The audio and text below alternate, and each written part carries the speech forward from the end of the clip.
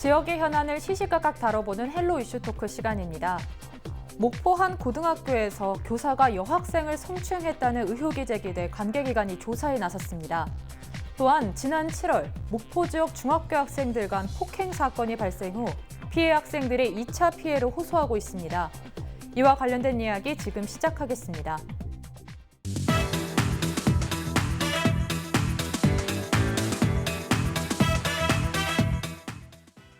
네, 목포 한 고교에서 교사가 여학생을 성추행해갖고 이러한 의혹이 좀 제기되고 있습니다. 이 부분에 대해서 좀 자세히 이야기해 주시죠.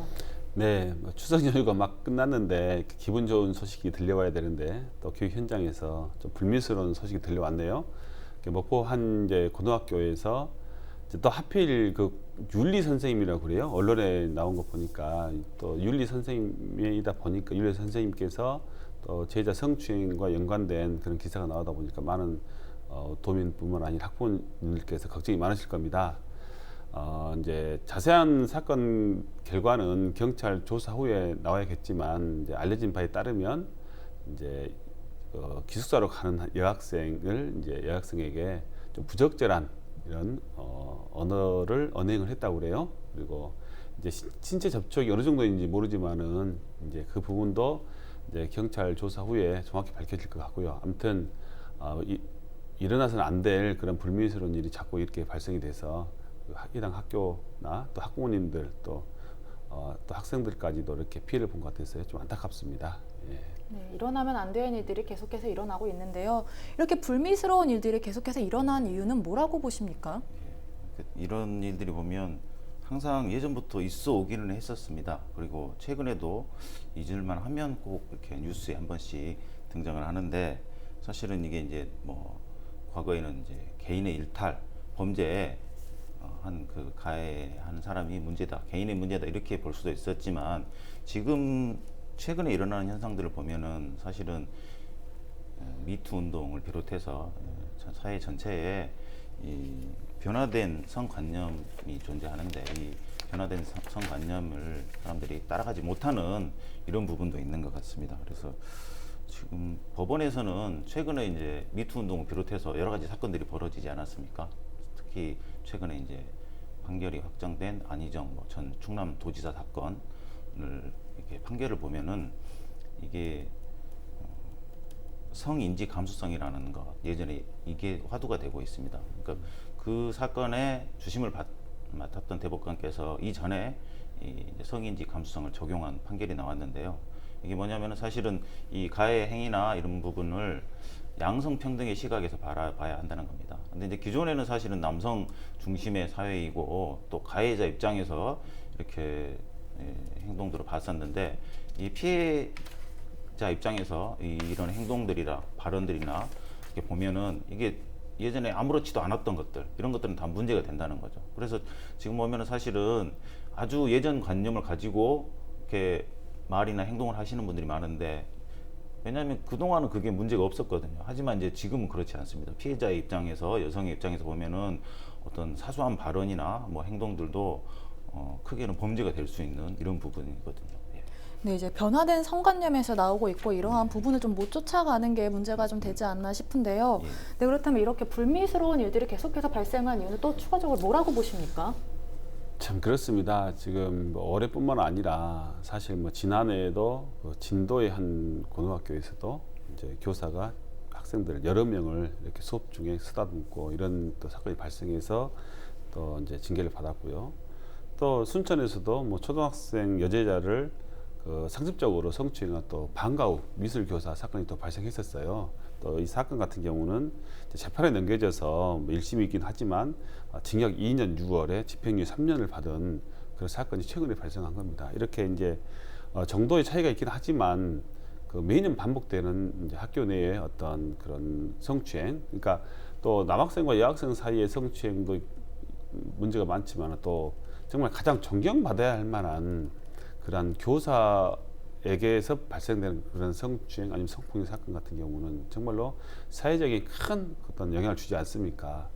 이런 부분들이 계속 발생되는데, 물론 교육 당국에서도 이런 부분들을 인지하고 좀 강력하게 좀 예방하고 예방 교육을 하고 처벌하려고 합니다만, 그 현실적으로 그렇게 쉽지가 않은 것 같아요. 그러니까 지금 대부분의 이제 주위 분들은 이런 사건이 발생되면 특히나 어떻게 교사가 그런 일을 저지를 수가 있느냐, 이런 교사는 강력한 징계를 내려서 다시는 교단에 설 수 없게 만들어야 된다 하는 게 일반적인 여론입니다. 근데 그게 뭐 변호사님도 계시지만 이 법이라는 게 그렇게 감정만으로는 되지 않지 않습니까? 그래서 이런 복잡한 부분 때문에 아마 계속적인 이런 불미스러운 사건들이 반복되고 있지 않을까 생각합니다. 네, 아직 수사 결과가 나온 건 아니지만 좀 강력한 처벌이 필요한 건 아닙니까? 네, 지금 이번 사건 같은 경우도 교육청에서는 지금 경찰이 고발 조치했습니다.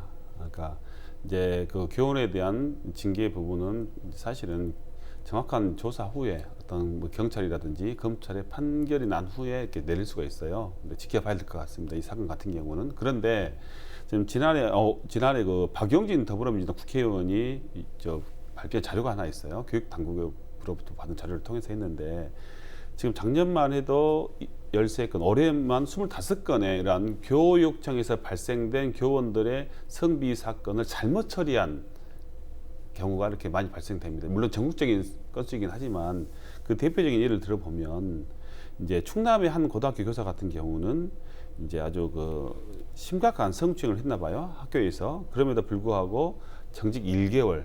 그런데 지금 교육 공무원 징계 양정 등에 관한 규칙에 따르면 미성년자를 대상으로 하는 어떤 성폭력을 저지른 경우에는 정도에 상관없이 해임 이상의 중징계를 하도록 되어 있거든요. 근데 이 교사 같은 경우도 단순히 1개월 정직의 솜방망이 처벌을 받았고요.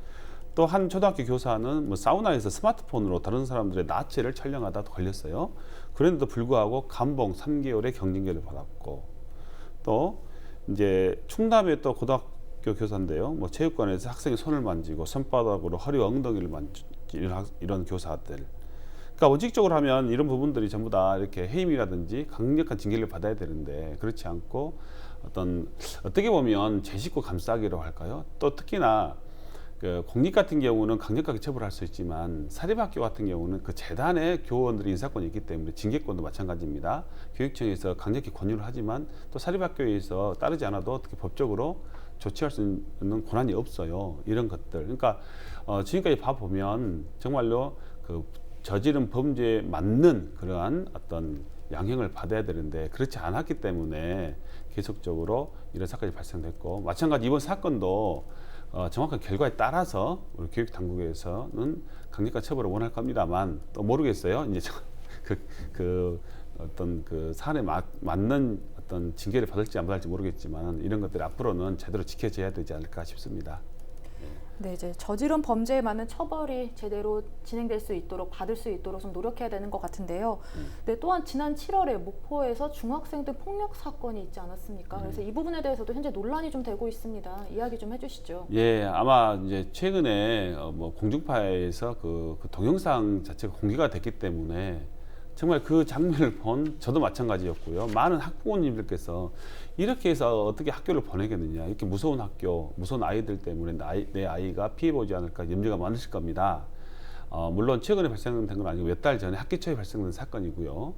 이게 이제 8개 학교 학생들이 연루가 돼 있어요. 그러니까 사건 내막을 살펴봤더니 이제 먼저 피해자로 여겨진 학생들이 먼저 가해 학생들에 관련된 그러한 루머라든지 어떤 그런 안 좋은 이야기를 뭐 단톡방이라든지 외부했다고 그래요. 이거에 대한 이제 가해 학생들의 안갚음이 되겠죠. 왜 너희들이 우리를 험담했니? 이런 식으로 해서 집단 폭행을 가했고, 또 이제 교육청에서는 이건 이제 중학교이기 때문에 목포교육청 소관입니다.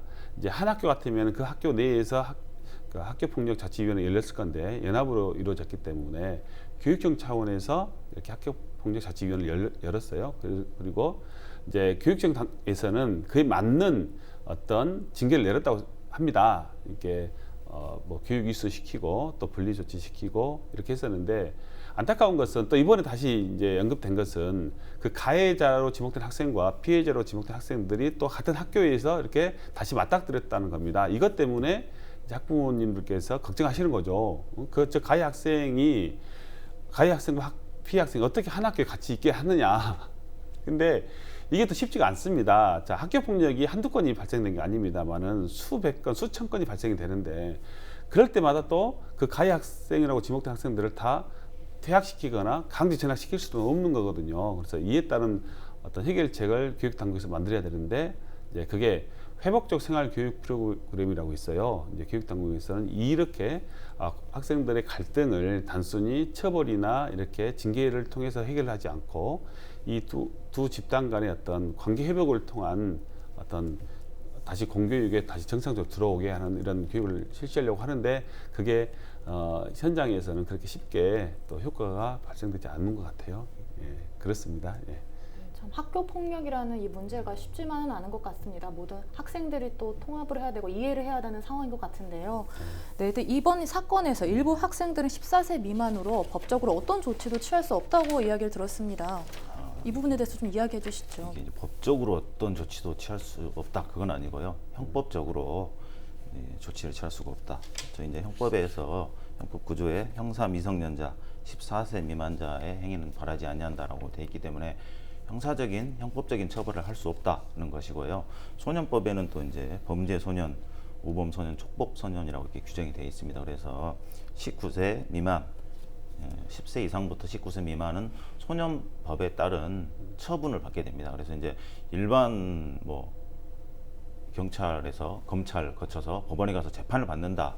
이건 아니고요. 14세 미만자는 대신 이제 소년부 가서 소년부의 판단을 받고 그에 따른 이제 소년법에 따른 조치들이 있는데 뭐 수강 명령부터 사회봉사, 보호 관찰 그리고 뭐 감호 위탁, 소년원 송치 이런 다양한 또 처분을 받게 됩니다.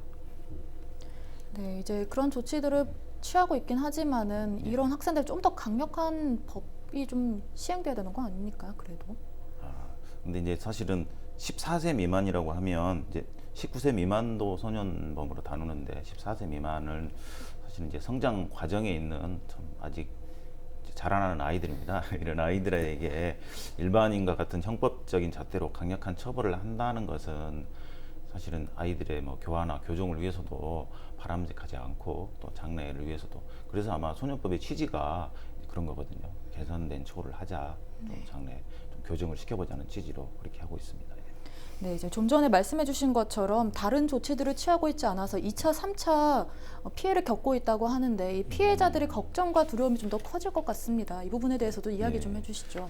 이게 이제 사건 영상을 봤을 때는 이제 폭행 사건이 그렇게 가벼운 폭행 사건은 아니었는데 사실 이제 학폭위를 열어서 내린 조치가 한 달간의 특별 이수 교육하고 그다음에 피해 학생 접촉 금지 이렇게 돼 있거든요. 그래서 사실 이제 같은 학교에서 생활을 하게 됩니다. 그렇게 되니까 지나가다가도 이렇게 마주칠 수가 있고 아니면은 이제 그 가해 학생들의 친구들이 이제 피해 학생들에게 또 왕따를 한다거나 뭐라고 해서 계속 이제 또 추가적인 피해가 발생하고 있는 것 같습니다. 그래서 원천적으로 이제 아예 차단을 시키려면 이게 전학이나 퇴학 같은 처분도 고려를 할 수는 있는데 사실은 또 전학이나 퇴학을 시킨다고 완전히 해결되는 것도 아니에요.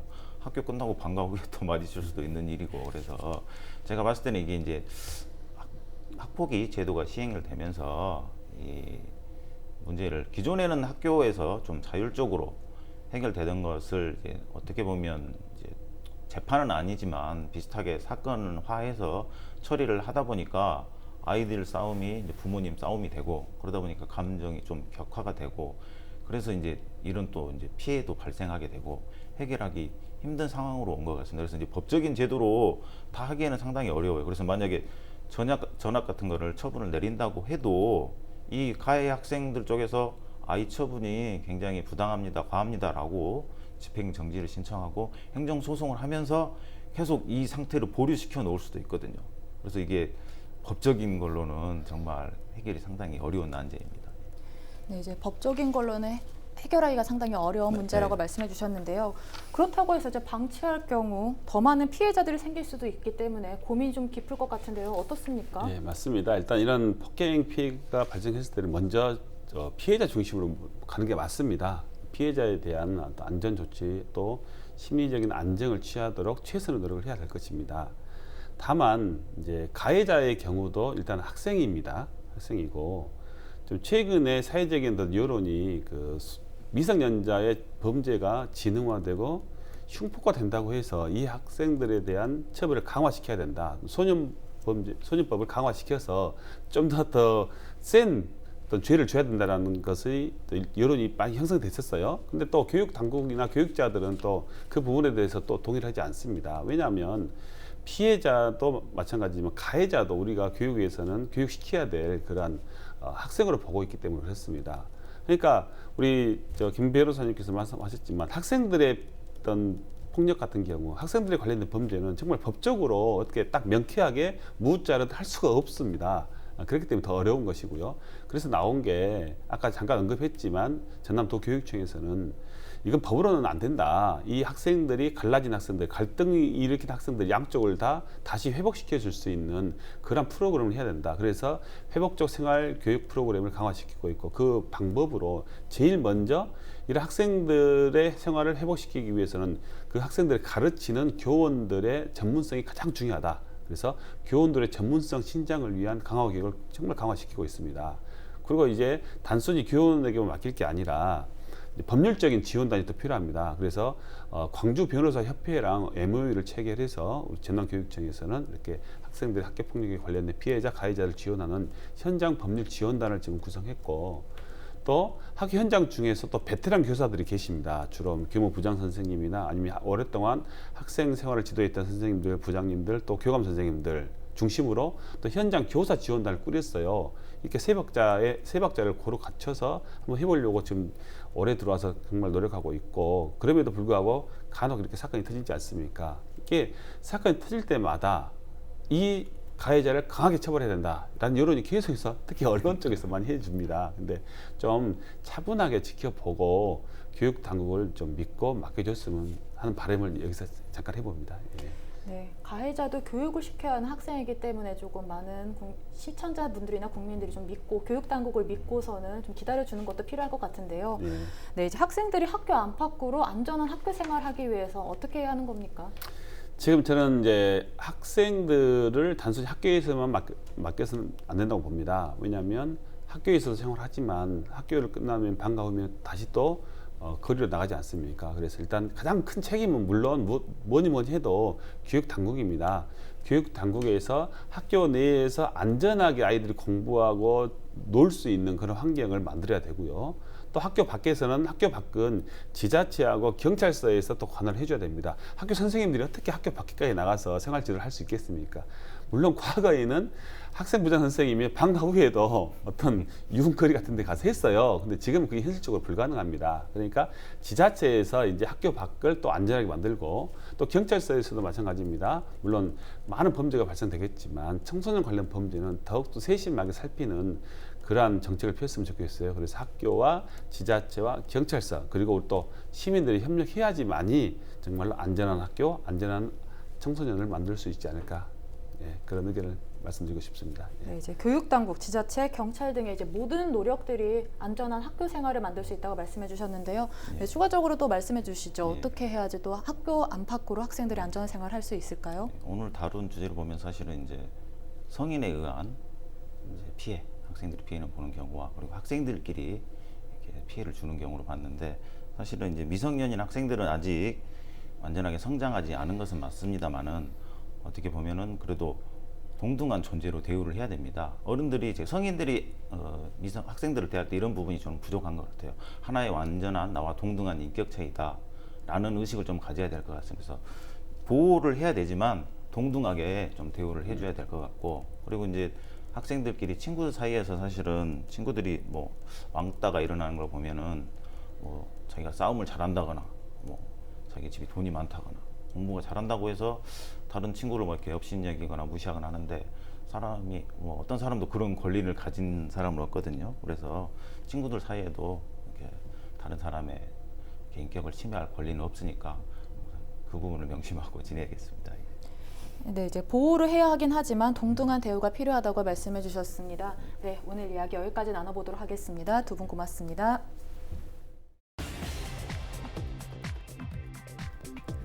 전남 학생들은 학교 안팎에서 보호받지 못하고 있어 안타까운데요.